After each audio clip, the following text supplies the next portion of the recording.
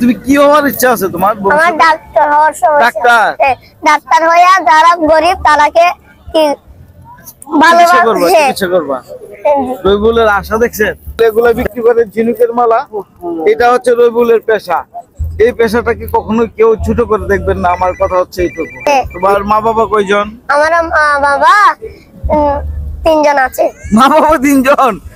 আমার প্রশ্নটা শুনে হয়তো আপনারা সবাই অবাক হয়েছেন, তার মা বাবা 3 জন।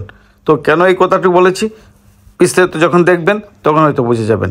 আর এই সেই রবিউল, সে ভাইরাল রবিউল, অর্থাৎ কক্সবাজারে তাকে আমি পেয়েছি।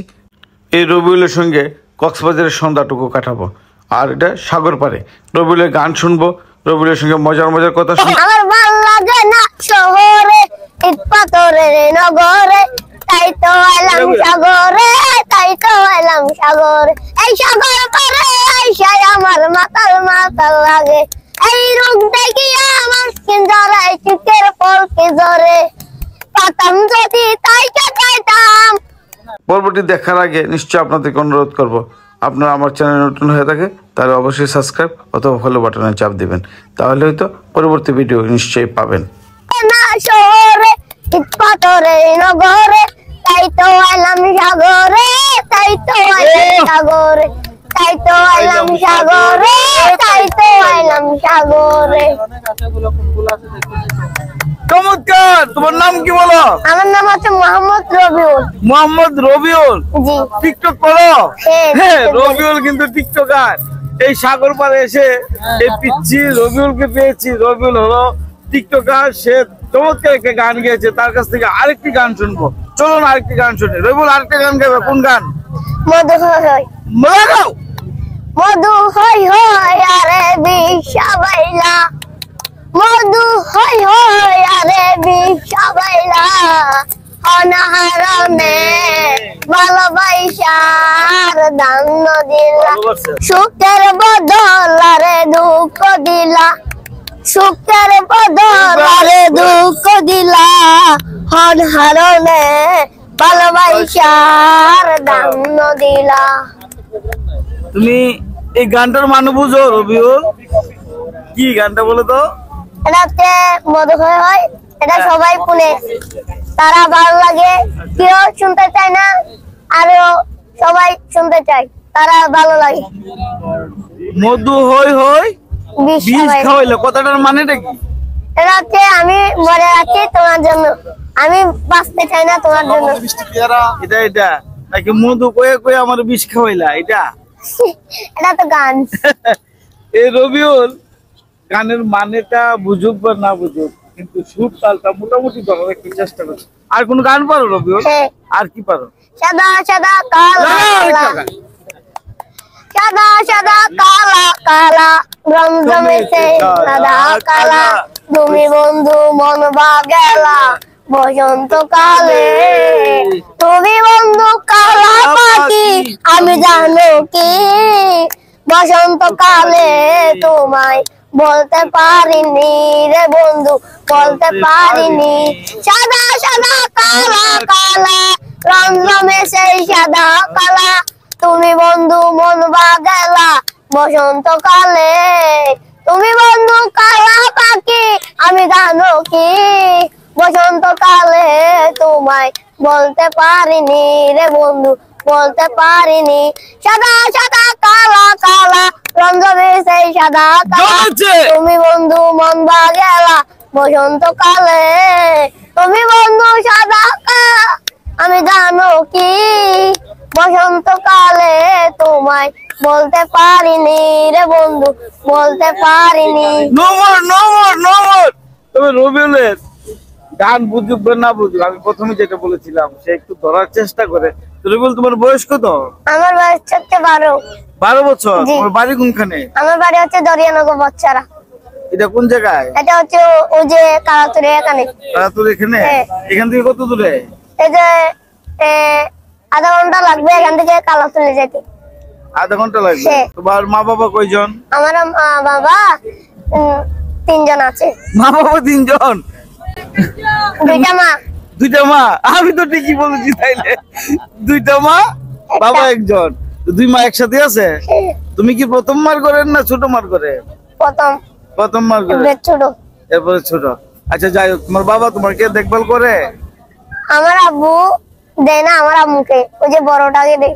বড়টাকে দেয়? হ্যাঁ। তো তুমি কি তোমার মা বাবা সবচেয়ে বড় সন্তান? হ্যাঁ, না হ্যাঁ? ছোটটা। ছোট সন্তান। তাইলে তোমাদের সংসার চলে কিভাবে রবিউল? এই যে আমার আম্মু আগে দোকান করতে, এখন করতে পারে না। যে তুমি করো এইভাবে? হ্যাঁ, তুমি কি বিক্রি করো জানো? আমি এই যে পর্দা কই। এই রবিউল কর্ম করে খাচ্ছে। এই রবিউল কিন্তু ভিক্ষা করে খায় না। এই রবিউল এগুলা বিক্রি করে, ঝিনুকের মালা। এটা হচ্ছে রবিউলের পেশা। এই পেশাটাকে কখনো কেউ ছোট করে দেখবেন না, আমার কথা হচ্ছে এইটুকু। রবিউল ভিক্ষা করে খায় না, কারো কাছে দান দক্ষিণা নেয় না। রবিউল একটা গান গেয়েছে, রবিউলকে বলেছিলাম গান কেউ জানে কিনা, রবিউল বলছে যে গান জানে। অর্থাৎ তার জন্য তার কাকে নিয়ে একটু মনোরঞ্জন করেছে। সে ছোট্ট বাবু, তার বয়স মতো 12 না? জি। তো তুমি পড়াশোনা করো? জি। কিসে পড়ো? ক্লাস 3। রবিউল কিন্তু ক্লাস 3-তে পড়ে। তুমি রাত্রেবেলা এটি বিক্রি করো? জি। পড়াশোনা করতেছো ঠিক মতো? আমি পড়াশোনা ভালোভাবে করতেছি। ভালোভাবে? হ্যাঁ, আমি যদি পড়াশোনা না করি আমার চাকরিটা কিভাবে পারবো?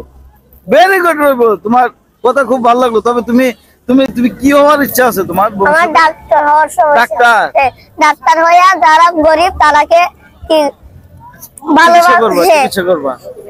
রবিউলের আশা দেখছেন?